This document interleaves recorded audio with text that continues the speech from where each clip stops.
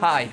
Straight up front, I'm going to admit that I'm a bit worried about doing this review. I mean, it's one thing making jokes about a Korean city car or something, nobody cares. But today, we're doing a supercar, and not just any supercar. This one, a Honda supercar. Yeah, what's the big deal, right? I agree. What's the big deal? But for some people, this flat Civic here is in a very special category of reverence, normally reserved for things that are actually significant, like Nirvana albums or old Top Gear. It's because of this thing, the first NSX, which was a revelation when it hit the streets in 1990 because it was basically on a level with the Ferrari stuff of the time, and in some ways better, and more reliable, and cheaper. Its brilliance is generally attributed to the latter stage involvement of this quite good racing driver, which these days overshadows the work of all the engineers and the designers at Honda who actually made the thing, but you're not supposed to say stuff like that. Anyways, the result is that the NSX here is part of supercar folklore. That's folklore, not folklore, as in knife and folklore. Stupid Geordie accent. Folklore that was perpetuated and reinforced for the PlayStation generation by this game here. So, you've got a car that was not only brilliant in its own right and surprising by virtue of who made it, but something of a digital superstar and encased in a sort of motorsport mythology because of the involvement of its favourite son. And it was so successful and so useful a brand halo that Honda kept making it for 15 years. So, to conclude this elaborate exposition, what I'm saying is that to you this might just look like a Japanese sports car, albeit an inordinately exotic looking one, but to some people, people who wear shirts like this for example, this is like the second coming.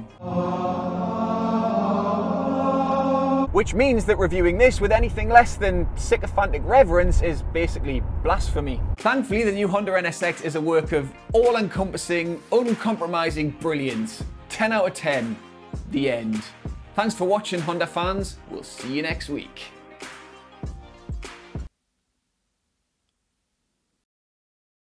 They'll have gone by now, right? Okay, let's talk. Firstly, this is actually brilliant, right? One of the most riveting driving experiences you'll ever have. But before we go too far down that performance rabbit hole, we need to discuss the sumo wrestler in the room, if you like. You see, you put this badge on this car and it's a confusing juxtaposition for most people. Confusion that's reinforced when you actually sit inside it. See, while it looks every bit the supercar from the outside, from the inside here it's every bit the, well, the Honda, basically. Let's pretend for a minute that you are choosing between this and a similar looking, similarly priced car, an Audi R8, say.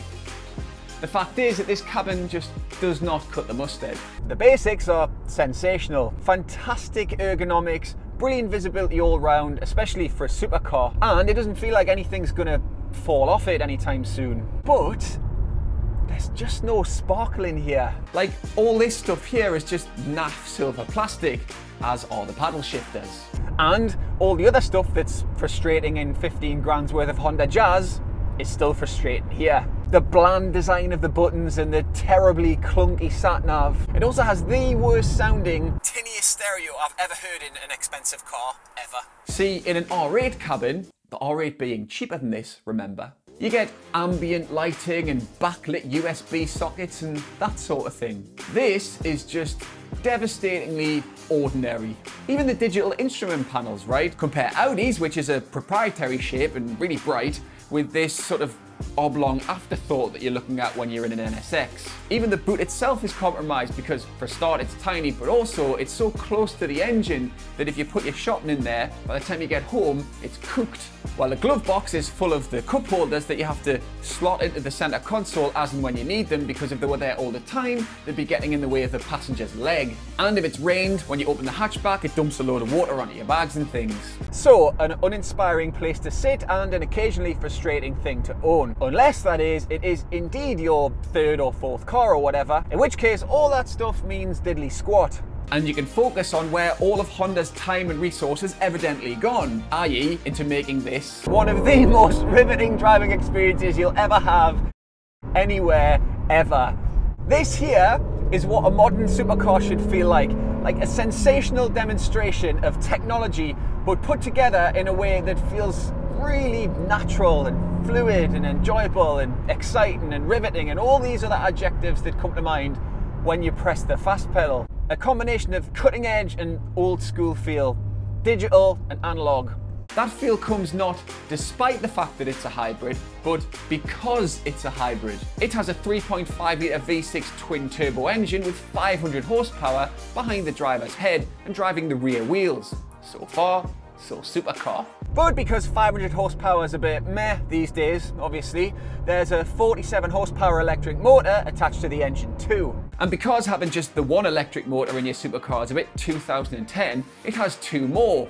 One for each of the front wheels. And all that power, all 581 PSs of it, gets to the floor through a 9-speed twin clutch automatic. What you end up with is a unique sort of hybrid, giving you a unique sort of four-wheel drive in a unique sort of supercar. And yet, a very, very conventional driving experience. As conventional as driving a supercar can possibly be, obviously. So it does have all the standard modern supercar tricks, like the ability to overtake something before you can actually finish saying, I'm going to overtake this thing. Selectable driving modes and adaptive damping and what have you.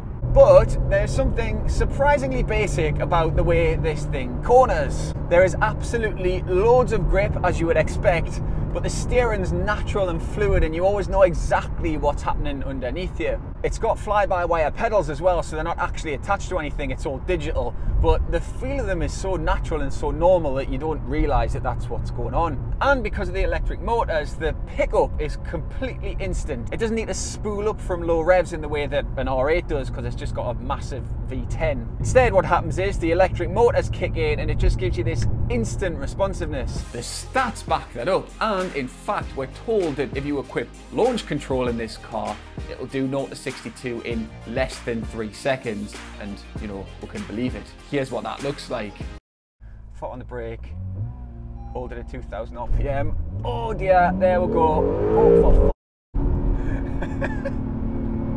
Not many cars will scramble your vision when you're in the driving seat. Lots of cars do that from the passenger side because there's that feel of not being in control, but very few do it when you've actually got your hands on the wheel, and this is one of them. So, is this the ultimate 150 grand-ish super sports car? Well, no, not quite. I dare say that it'll go around any given racetrack marginally faster than an Audi R8 will. Unfortunately, most of the time it's just too ordinary. So I know it's a funny thing to say about a car like this, but so you put this into quiet mode, yep, it's got one of those, and it will try to get you around using just the electric motors and the batteries, which is what it's doing now. Oh no, there, the engine's kicked in. But while it is working, you're getting emissions-free driving for a couple of 100 yards or whatever it is. And when it's in that mode, the suspension's quite soft, so it feels comfortable. And that's all very nice and everything, but when you're driving it like that, you do feel like you're in a fairly ordinary Japanese sports car. Put it in sport mode or sport plus and it genuinely changes character.